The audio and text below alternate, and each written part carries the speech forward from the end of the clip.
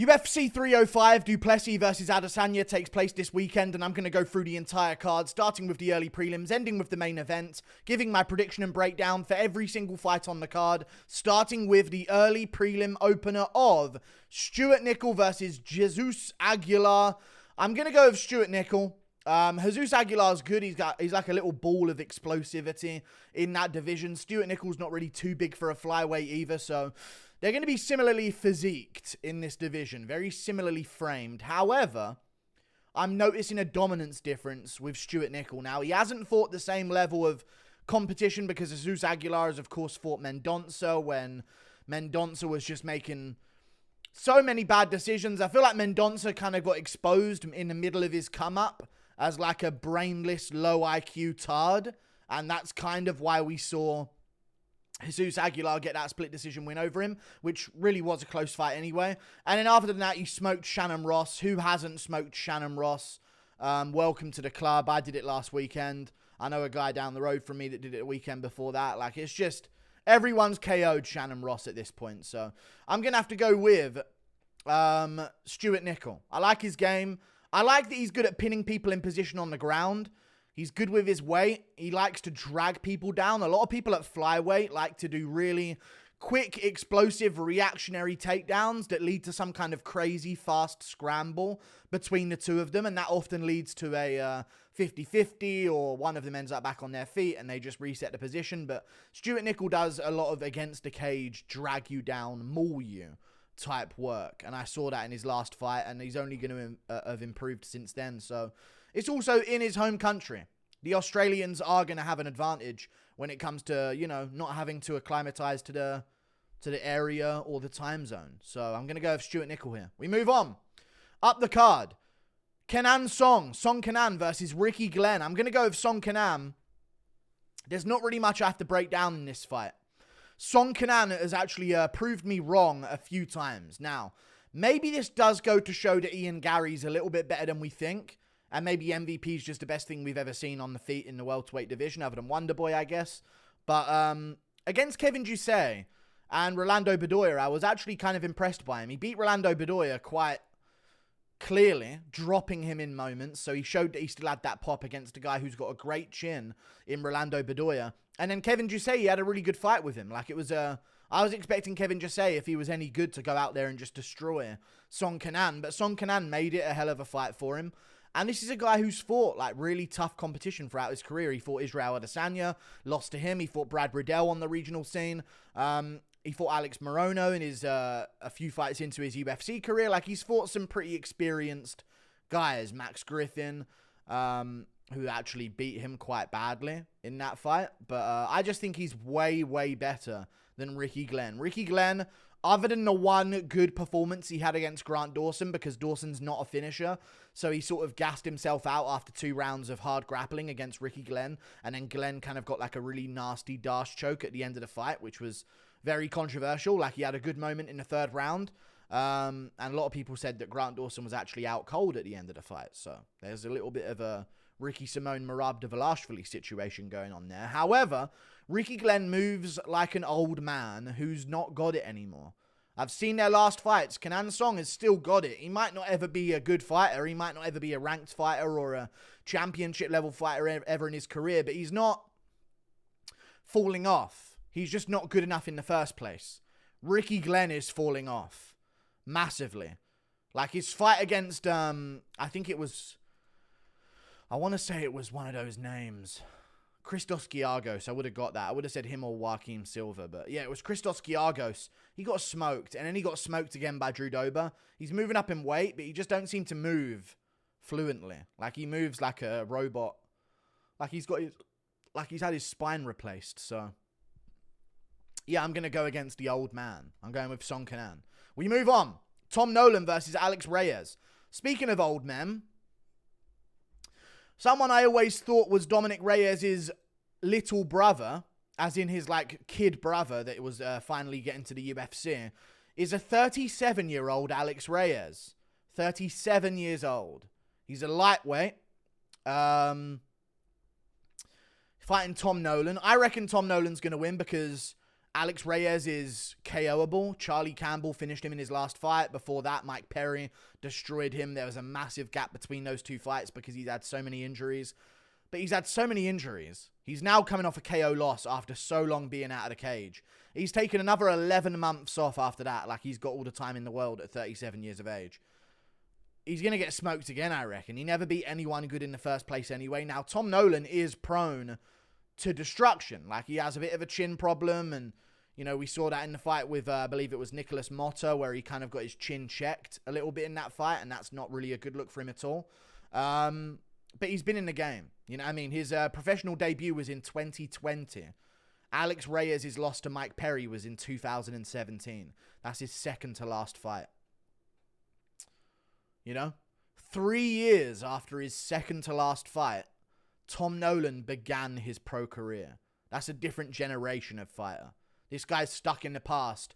A fighter that should have been in the UFC if he was good enough by 2018. But instead, you know, he started his career as a pro in 2007. And I know you can say, oh, that's a lot of experience, but it's also like, this guy's from another generation. You know? I'm going to go with Tom Nolan. Like, he literally started his career 3 years after this guy's second to last fight. He's already in the UFC. So, hey, I'm going to go Tom Nolan, and he's long and rangy for the division. Alex Reyes don't seem to like that, as we saw against Charlie Campbell. We move on. Up the card, Jack Jenkins versus Herbert Burns. I'm just going to have to go with Jack Jenkins. Again, I know Gilbert Burns follows me on Twitter and he knows of me because he's doing his little podcast with Moicano. I have to keep it real. People are betting their money on this information, Gilbert Burns. I have to insult him. He's a quitter. He just is. He does it every fight. He has a round of cardio in him. He's like Makwana Mirkani without pride. You know what I mean? Makwana Mirkani gasses out after the first round every time, or used to. He's now not in the UFC. Used to gas out all the time, but at least he would have some kind of ego to try and push forward. Herbert Burns just sort of lays there like a Down syndrome small Alistair Overeem and lays there on his back and just gets beaten up. So I'm going to go Jack Jenkins. He actually was doing pretty well against the grappling of Shep Mariscal early in their fight. Showed some good Australian takedown defense where they just do what's supposed to be done and show strong hips and have good foot positioning and get distance where they need to. So I'm going to go with Jack Jenkins. He has the traditional good takedown defense of an Australian. And Herbert Burns is probably going to have some moments early and then gas out and then get finished in the second or third round by Jack Jenkins. I'm going to say late first, second round. TKO. I think Burns will break quicker than just one whole round. I think he'll break sooner than that. So I'm going to go with Jack Jenkins getting this one done. Could even see him kicking him to the body on the ground. I could see Burns just shriveling up like, it's been 4 minutes. I can't, you know. We move on. Casey O'Neill versus Luana Santos. My ex versus my main chick, you know what I'm saying? I'm joking. I'm going to go with Luana Santos. Am I going to go with Luana Santos, though? Really? I am probably going to go with Casey O'Neill here. I know it's funny just to pick against Casey O'Neill because she's mid. Well, it could apply to both. I'll just leave it there. You apply that to whatever part of her life you want. I was talking about her fight game, though. Lost to Ariane Lipski, an embarrassing loss. I think an embarrassing loss to have. The Jennifer Maia fight was tricky. I actually picked her to lose that one because it was kind of obvious that she was going to. I don't like the split decision to Roxanne Modafferi, even though I thought she very clearly won the fight 2-1. But what has Luana Santos done to prove that she's going to win this fight? She's very young, 24 years of age. Very close to my age. Only a year apart. You know what I'm saying? Luana Santos, I'm here. Beat Maria Agapova. I don't really rate that win too highly. Maria Agapova's a heroin addict, and she was crashing out like 2 years ago. People were sending me messages saying she's underweight, even for her own weight class. She's got no money. She's begging me for £10 so she can gamble on a slot machine. Like, all things were being sent to me about her. Other than that, she beat Juliana Miller. Don't rate it at all. Dog shit win. Juliana Miller can't fight. Stephanie Egger, not really a great win whatsoever either. You know what? I'm going to bet that Casey O'Neill wins this fight by unanimous decision. 29-28 at least, maybe on the second 2 rounds. I'm going to go with Casey O'Neill. The majority of people are going with Luana Carolina, or Luana Santos, sorry, but I'm actually going with Casey O'Neill. What are the odds for that fight? I haven't even checked the odds for the entire card yet, so let me see what the odds are for this fight. Casey O'Neill's an underdog. I'm taking that, yeah. I'll take Casey O'Neill in this fight. She's been doing it longer. She's had a lot of time to train since her losses. Maybe this will be one of those ones where it's just a bit too soon for Luana Santos and she goes from looking good and can finish fights to all of a sudden terrible. And if they get into a bit of a mid-off, I'm going to trust in the experience of being mid of Casey O'Neill. So I'm going to go Casey O'Neill as an underdog there. I'm actually surprised that she's an underdog, to be honest with you. We move on. Joshua Culibao versus Ricardo Ramos. Wow, that's this high up on the card, huh? Wow, Joshua Culibao I'm going to go with here against Ricardo Ramos. Ricardo Ramos is a quitter. He puts himself in bad positions all the time. He'll roll for a leg and end up on bottom position because he's dumb. He's brainless as a human. He's young as well, and he has potential, like he has skill in the game. But I'll be honest with you guys, this guy just consistently makes the stupidest decisions ever when he doesn't have to. He'll stuff his head into guillotines. He'll put himself on bottom position. And sure, maybe now and again he'll get a really cool looking spinning back elbow finish against Danny Chavez, which was really nasty. He tried it a few times and eventually got it on him. But I don't rate him. I think he makes too many mistakes. And against Joshua Culibao, he's consistently good. I don't think he's a great fighter, but he's consistently good. He very rarely gets caught.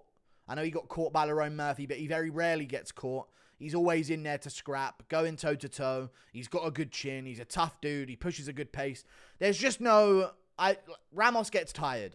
Ramos makes dumb decisions. Ramos gets finished. Ramos does all of this shit. Jumps for bottom position when he's on top. Like, really dumb stuff. Shoots a single leg with his head on the outside into a guillotine when he's winning on the feet. Like, Culibao does none of that, you know? He doesn't gas out. He doesn't get chinned. He doesn't put himself in bad positions when he gets submitted.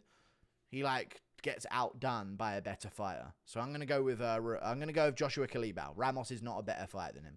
I'm going Josh Culibao to win this fight. We move on. Junior Tafa versus Valter Walker. Again, I would trust in Valter Walker here, but I am actually going to have to go with... Oh, it's Junior Tafa. Yeah, I'll go with Junior Tafa here over Valter Walker. Like, I could think that maybe Walker will get the submission and take him down a bunch. And I know that Junior Tafa showed, in moments, okay takedown defense against Mo Usman, who I would have to imagine has a better takedown game than Valter Walker. I know he hasn't really implemented it much in the UFC yet, but he has a wrestling background. Valter Walker... He has grappling. He's shown grappling in the game, but in his last fight, he just made dumb decisions. Again, like, really dumb human being. Like, this guy's dumb, doesn't have a brain. I think he's a big dumb idiot. I really think he's a big dumb stupid fuck. Against Lucas Bursky, he wasn't shooting takedowns, even though he got them every time. And he just left too many opportunities on the feet for himself to get caught before he would shoot the takedowns that he would get every time. So, he's a dumb human being, brainless idiot. Back of the line, would be packing up a back of a fucking delivery truck if it wasn't for the UFC being open. Now your stupid fat 6'4" ass can be a top 15 near UFC heavyweight with a couple of wins against some more fat idiots that should be fucking packing groceries at some fucking whatever you want to call it, shopping center. Like, it's just a disgrace the amount of talent that we don't have in the UFC. I'm going with Junior Tafa. He'll KO Valter Walker via being a large middleweight instead of an actually heavyweight-sized man. All heavyweight-sized men are brain-dead and dumb. Other than Tom Aspinall. We move on. Jingliang versus Carlos Prates. I'm going to go with Carlos Prates over Jingliang, which hurts, but I'm just not going to trust in Jingliang to come back and do what needs to be done and turn back the clock and beat Carlos Prates, man. It's a really tough test for him to fight on this short of notice. Now, I will say, Trevin Giles was giving Prates some problems here and there, and Prates does have a lot of losses, but there comes a time where if a lot of these 50-50 recorded Brazilian guys, where they come in with a few losses on their record, where you think, okay, it's not the best. He was having Muay Thai fights. He lost to some pretty good guys, by the way. Like, he fought a 6-0 guy when he was 2-0. He fought a 5-1 opponent when he was 3-1, and he lost those fights. I like that. You want to know what that tells me? He did lose to a 9-10 opponent. That's embarrassing. But there you go. He's actually had some losses to some pretty stinky opponents. But he hasn't really lost consistently other than a man called Abdulayev since 2019, where he's been on an absolute run, doing modified rules kickboxing bouts, beat some good MMA fighters in a row, beat Mitch Ramirez on the Contender Series, beat Trevin Giles, finished him, finished Charles Radke, who actually is pretty good, Even though he does look kind of mid, he is actually pretty decent welterweight. He had some wins under his belt. And the guy that he fought in Abdullayev is now still undefeated, 8-0, hasn't lost a fight since, continues his run, fighting absolute cans, but finishing them easily. I'm going to go with Carlos Prates to win this one. I just don't like it for Jingliang. The injuries. If he had been out and it would be like he's reinventing himself for one last run, I'd be like, okay, maybe I'll buy it here. But the guy hasn't been in there since September of 2022. That's going to be nearly 2 years out of the cage. And it's been because of injury. He broke his back. That's not, take a few months and come back. He broke his back. And I think they failed the rehabilitation of it as well, which is why it took so long. Because I swear I heard he broke his back like early 2023. I heard he broke his back. He's out of a fight with Michael Chiesa. Of course, he was supposed to have that Ferguson bout and it ended up being D-Rod. But he was supposed to fight Michael Chiesa and he hurt his back. And we haven't seen him in like a year and 6 months nearly. So I don't like the sound of that, especially for an older fighter like Jingliang and 36 years of age. I worry about that. I do. You don't come back from injuries the same, especially when you're 36 and you're not in your prime. And yeah, I'd love to see him win, but I just think I can see him getting outdone in like a 29-28 decision where Prates' shots are just landing a bit nicer. You know? I think Prates is a real deal. I'm going to go with him. We move on. Up the card, Tuivasa versus Jairzinho Rozenstruik. I'm going to go with Jairzinho Rozenstruik. I'm just not going to trust in Tuivasa anymore. He is good and he has got power, but it's very, very clear to me that he hasn't got the discipline for the game. He doesn't go into the gym and attempt to improve his game. So I'm actually going to trust in Biggie Boy again, dude. When in doubt, go with Biggie Boy Rozenstruik. That's the move to make. Now, of course, there are some top contenders at heavyweight where you're going to be like, okay, this is a really nasty matchup for Jairzinho. I don't like this one at all. It's really tough. Or there's these other heavyweights where they're not the Tom Aspinalls of the world. They're not Jailton Almeida. They're not Cyril Gane. You know what I mean? They're like the ploddy plodsters, to quote a man who recently was found deceased. Lucas Tracy. Peaches of Grooveville. Either way. His channel was deceased. I didn't kill him, and that's the inside information I just leaked as to why he's not uploading anymore. Either way. Tuivasa. I think he's a ploddy guy. No footwork. I mean, we just had Jairzinho beat Shamil Gaziev, stuffing takedowns. Tuivasa's not going to be shooting on him. I still think Jairzinho's just a better, more technical kickboxer than Tuivasa, and at this point, we can't even do the thing where it's like, you're not finishing Tai. That used to be the thing, right? It used to be that, well, Tuivasa's not that good, but he can finish you at any moment, and you're not finishing him. Turns out you can finish him. Cyril Gane just made it look like you couldn't, even though he eventually did. It just took him that long. Gane's power's weird. It looks like he's hitting with crazy power, but nothing happens to his opponent ever whenever he hits him. But yeah, now it's like he can be finished himself. And Jairzinho's got good power, and he's got a good stiff jab, and he's got a good little tappy inside leg kick game. And Tuivasa likes to play the low kick game himself. I also know Tuivasa's been starting up all these other business, Drink West, all of this stuff. He's showing up on this. You know, Tyson Pedro's working for some TV show out there as well, and they're doing stuff over there. Erceg, Western Sydney, stand up, FDA in the area, hey, let's go, hey. Shout out to my Usos, hey. 1-4 from the area, Western Sydney. Through remand on that lockdown, hey. Stand up. JM, I'm a 1-4 veteran, boss of my hood because I back my section. If I met the streets and slapped that thing, lad, I knew I found my obsession. Had me running the ball, no question. Swearing the op I saw, I pressed him. Could I see why P.O. Lex could have leave his chest without no injection. 1-4, we've been putting in work from the hide days on the curb. I'm proud to say from this day forward that the 7 put it up on his shirt. Got things on hips, watch ops disperse. Back your shank and you pull yours. And see who'll take off first. Don't whinge and cry like Miz or Mac, go grip and ride. Sorry. And then that weird looking one comes in and ruins it like every song. You know the one. Tuivasa though. Yeah, he's going to lose. I don't know. I just don't think he's technical enough to beat Jairzinho Rozenstruik. And he's in range. To cause damage, he is in range. He's not a Volkov. He's not a Gane. He's not an Aspinall. He's not one of these guys who's in and out. He's there. He's there in range. He wants to trade with you. And Jairzinho's just a faster-handed, maybe less powered, but lesser chinned maybe, but I just think a heavyweight is about who's landing. And I think Jairzinho is going to land more, quicker than Tuivasa will. So I'm going to go with Jairzinho Rozenstruik here. Also with Ty, there is a question of like commitment to the game. He's a fat, obese guy. Lost now 4 in a row, including to Marcin Tybura by first round finish, which now looks fucking abysmal. Absolutely abysmal that loss looks. That's one of the reasons why I picked Tybura to beat Spivak. I was like, well, look how quickly he did Tuivasa. No, this is just a Tai Tuivasa situation.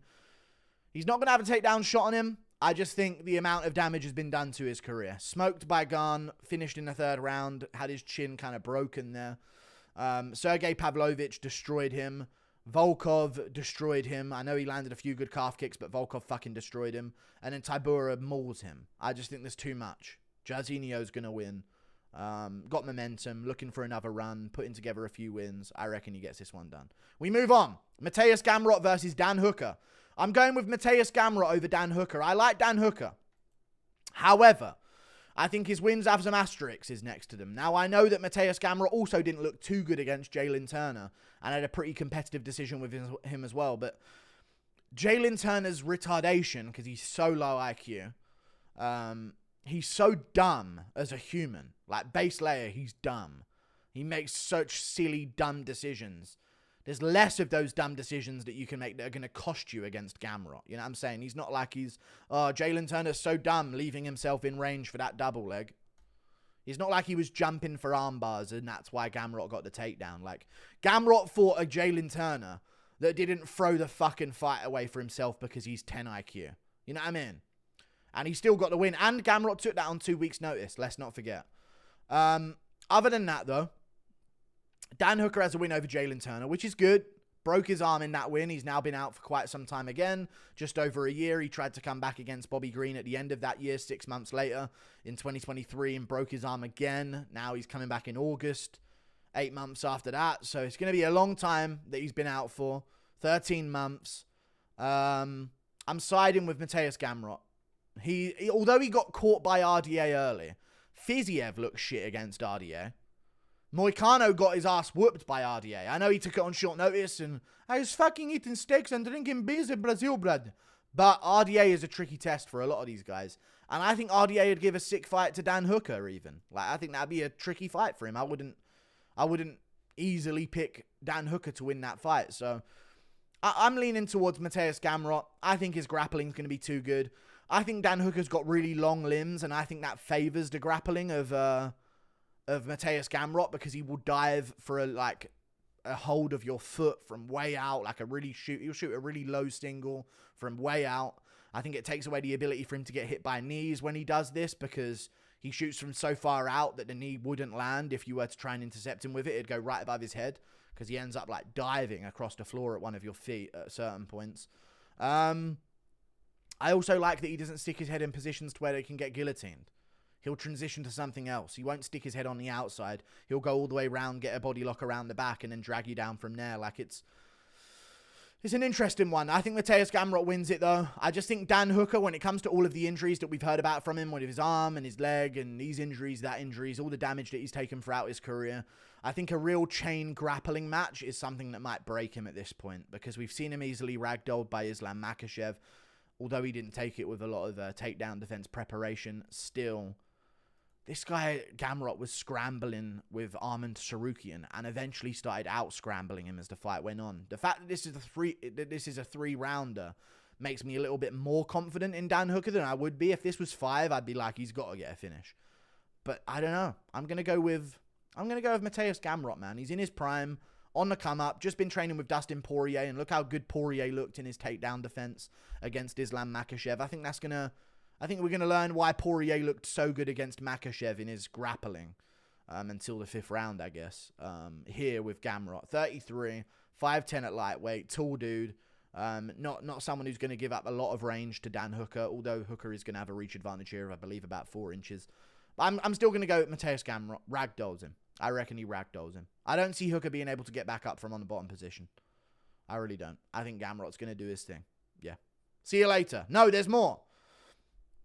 Kai Kara France versus Steve Erceg. I'm going with Steve Erceg, sorry. Steve Erceg's better than him, more active than him. More technical than him. Fights with like a good game plan and IQ. Cara France does sort of the same shit. Like he's encroaching in, and here he comes with a big overhand. And he's stepping in, and here he comes with the big overhand again. It's just like, you know. It's the same thing every fight, it feels like. He stuffs takedowns really well, and that's where you got to pick a guy like Kai Kara France. I thought he beat Amir Albazi, and I thought he beat him quite clearly as well. In fact, he beat Amir Albazi so far, we ain't seen him since.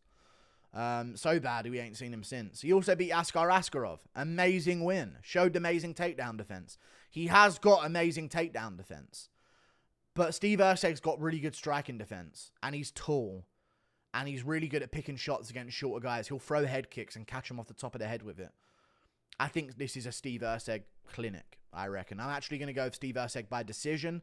I'm going to say 30-27, and in a moment he might drop Cara France, but Cara France is going to get toughness points from the crowd and get some cheers for that, some pity cheers, like, oh, you tried and you didn't give up on yourself. We appreciate it and stuff like that. But at the end of the day, you're looking at Kai Cara France's record, and we're seeing a lot of losses. 31, still in his prime, but he had a lot of time out for injury, over a year. Before that, he wasn't too active either. He took a whole year off after being beaten by Brandon Moreno by TKO. I got Erceg. From what we've seen recently, he's a way better fighter. As far as I'm concerned, this is Steve Erceg's first title defense. He beat Pantoja in that fight. He did more damage than him. Sorry. We move on. Dricus du Plessis versus Israel Adesanya. I'm going with Dricus du Plessis over Israel Adesanya. First of all, I want to say this. This ain't some fat little Gastelum or short little Whitaker that you're going to be able to pick at range against, or a small little Cannonier. Dricus is a big dude. You know, you look at the size of a lot of Israel Adesanya's opponents where he's been able to get away with this style of just sort of picking at range, and I'll tell you why Dricus differentiates from all of them. Vettori's obviously got a better chin than him. Well, we don't know yet, but we ain't seen Vettori KO'd by Soldic. That's all I'm saying. But Vettori has got a better chin. So I'm not saying that Dricus can't be finished. Because I could say, oh, look at all these people that went to a decision with Adesanya. You think Dricus is going to not make it to a decision? Like, you think he's really going to get finished? Because I see a lot of people saying that Adesanya is going to catch him and put him away. First of all, I don't see Adesanya's trick of just covering up against a cage working like he did against Alex Pereira. He's not going to catch Dricus like teeing off on him unless he's really hurt. Okay? You can't fake being hurt like that against Dricus, you know. I think Dricus is smart enough, and he also has the option for a takedown there, which he likes to do when people are backing themselves up against a cage. And when he starts getting some forward pressure, he can run into a takedown. Maybe he gets caught. Maybe Adesanya's got that knee up the middle or a left hook counter as Dricus charges in. There are shots that can be selected as to why Adesanya could win this fight. But I'm looking at Adesanya's previous opponents and I'm seeing Strickland's not going to shoot a takedown, and it was on short notice, and he outstruck you for 5 rounds. I know, and Dricus showed he's right there with Strickland, even if you don't think he won. I know a lot, I could say, oh, Dricus proved he's better, but people are saying, Strickland should have won the decision, all this type of shit. We think Strickland won 3 rounds. What 3 rounds? I don't know, but 3 of them. Classic Strickland fans after that fight. Oh, Strickland won 3-2. Which 3 rounds did he win? I don't know yet. Shut up. But he won 3 of them. You know what I mean? It was one of those weird ones. Look at Dricus' face. Some of those. You know when you know it's bullshit because they're not saying what round. Either way. Close fight. Very close fight. But that's what I'm talking about here. Adesanya's been proving levels below Strickland, as far as their last fight showed. Dricus didn't show that. Other fights that Israel Adesanya has had. Jared Cannonier. You know, Cannonier is a very small dude, and he's actually quite chinny himself. You know, we saw him get wobbled by Marvin Vettori early in their fight. We just seen him get put away by Mavov. Not really put away, but it damn well could have led to being put away. And he's a lot older. And he's 5'11", 5'10"-ish. You know, and Whitaker's about 5'10". And I'm looking at, you know, Vettori's not all that, and he doesn't do anything. He just throws 1-2s and, oh, spaghetti, and just walks into range. Dricus doesn't just walk into range. He's not some short little welterweight. He's 6'1", tall, looked way bigger against Izzy than a lot of previous Israel Adesanya opponents. He actually moves around and does some footwork shit, Marvin Vettori, for fuck's sake. Plodding your way in like that. Literally like you're a fucking Roman centurion in formation, just trudging in, ready to get your leg chewed off. Dricus will switch stances. Dricus will go in at different angles. Dricus isn't just stepping slowly into range like Kenan and Gastelum, and he's not going to be Whittaker. And Whittaker in the rematch, I thought beat Israel Adesanya, but Whittaker was backing up and letting himself get low kicked and not putting easy on his heels. He was backing up a lot in that fight, and he still, I thought, beat Adesanya with his jab. And he's got a short reach and shouldn't be out jabbing Israel Adesanya. So I'm going to go with Dricus du Plessis. I think he's got way more options. He's got the power to... Like, you look at all of the parts of Israel Adesanya's defenses in his career, and you see Kelvin was too small. You know? Kelvin was too small, didn't have the finishing potential, although he nearly did finish Israel Adesanya. Kelvin's too small, doesn't have offensive grappling, is retarded. Let's just add that in as well, because after he wobbled in with a head kick, he fucking shot a shit double leg. Whittaker's too small, doesn't have much finishing potential, although we saw it against Ikram Aliskerov. He's not known for it. And he's not, like, debilitating with damage. Like, when he gets you down, he's not gonna... There's no fear of, oh my god, I better not let this guy get ground and pound off. I might get cut with an elbow, like Dricus will do. And I'm looking at other opponents. Romero didn't do anything. Costa didn't do anything.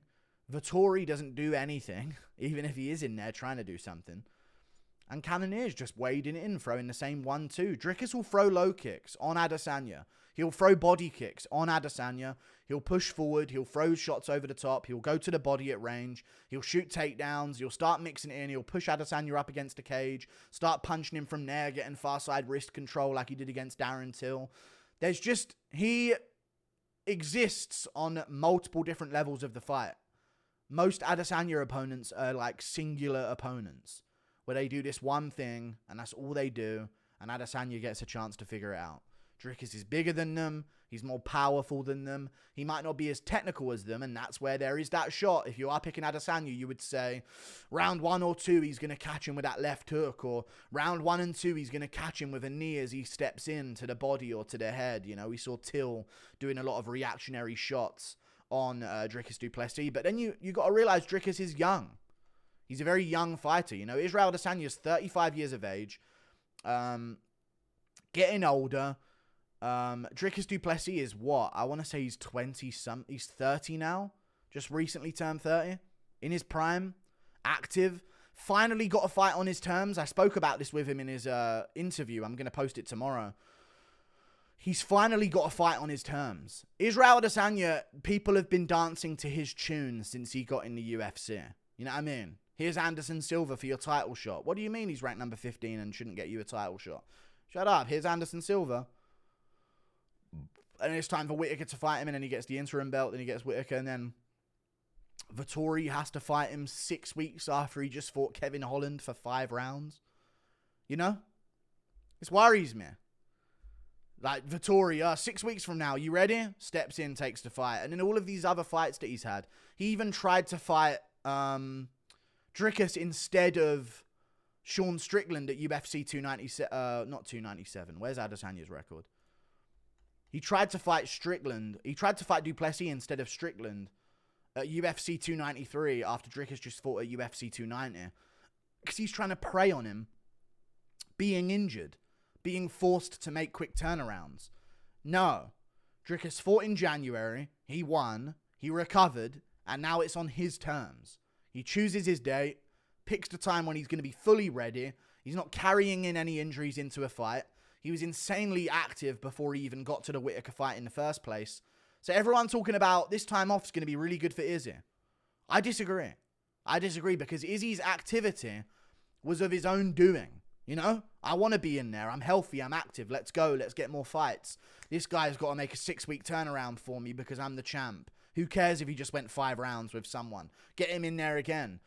Dricus was active to obviously make statements and stuff like that and push through and get himself to the top of the division. But for the past few fights, you know, he hasn't really, nothing's been on his terms. I feel like this is going to be a good performance from Dricus. His best performance. And I think he's going to get a lot of takedowns on Israel Adesanya. I really do. Israel Adesanya leans back a lot. He's going to be looking for that left hook. I think Dricus is going to find a takedown, get down Israel Adesanya. And even if Israel Adesanya gets back up, the thought of it is going to be a problem for Izzy. He's going to start putting off some of his counter timings. And I think if Dricus does keep him down for a bit early, like Vettori did, Vettori had him down, had Israel Adesanya's back, had control time in that fight. I think Dricus has better grappling than them. You know, a lot of people talk about, Izzy's grappling's not that bad, you know. We've seen NPC guys be able to hold down Israel Adesanya. I think Dricus can grapple him if he wants. Like and subscribe. Thank you for watching. Toodle Pip, I'll see you later. And Dricus, just higher output, pushes forward, damaging shots. I think he's got a higher chance of finishing Israel Adesanya than Israel has of finishing him. So I'm going to go with Dricus du Plessis. I've run out of words to say about this matchup. But yeah, I'm going with Dricus. Don't like this for Adesanya. Of course, I don't want him to win anyway, so I'm not going to act like, you know, I just don't like this for him, guys. It's looking risky as an Adesanya fan over here, but I just don't think he's all what people made him out to be, you know. Take away the win over Pereira by KO. What's he done in the past 5 years? Beat Kostru, showed up to lose. Lost to Jan Blachowicz. Arguably lost to Yoel Romero. Didn't even have a fucking fight with him. Marvin Vettori fight was shit. Low kicked him a few times. Oh, wow, he's such a fucking technical striker. Dricus probably walks down and breaks Marvin Vettori. Or at least does him like Cannonier did. You know what I mean? And you look at the Whittaker rematch, arguably lost. Cannonier fight, dog shit fight. Low kicked him a few times. Ah, you're so amazing. I'm going with Dricus. I'm going with Dricus. 1 KO over Alex Pereira is not enough to change my mind on this whole matchup. I'm going to judge Adesanya as a whole. So, yeah, I'm going with Dricus. See you later. Thank you for watching. I'm going to go with Dricus du Plessis, TKO, far side wrist control, ground and pound, late round 2. See you later. Goodbye.